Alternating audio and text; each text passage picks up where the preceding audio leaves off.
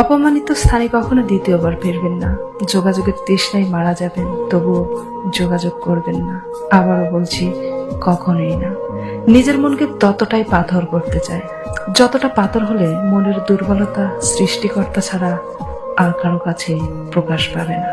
আমি অল্প অল্প করে নিজেকে সরিয়ে নিচ্ছি সেই সব জায়গা থেকে, যে সব জায়গায় আমি নিজের উপস্থিতির মূল্য পাইনি।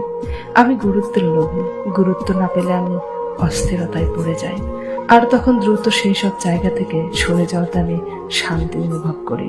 বন্ধুত্ব, আত্মীয়তা কিংবা পছন্দের মানুষজন সবকিছু আমি হেসে হেসে ত্যাগ করতে পারি, যদি না সেখানে গুরুত্ব না পাই।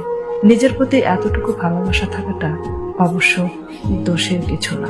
রবি ঠাকুর একটা কথা বলেছিলেন, পৃথিবীতে কাহারও অভাবে অধিক দিন কোনো কিছুই শূন্য থাকে না।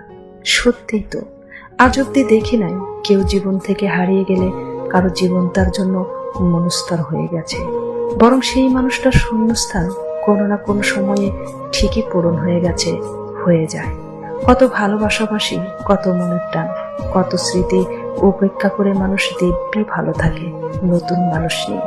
পৃথিবীতে সত্যি কোনো কিছুর জন্য জীবন কখনো থেমে থাকে না।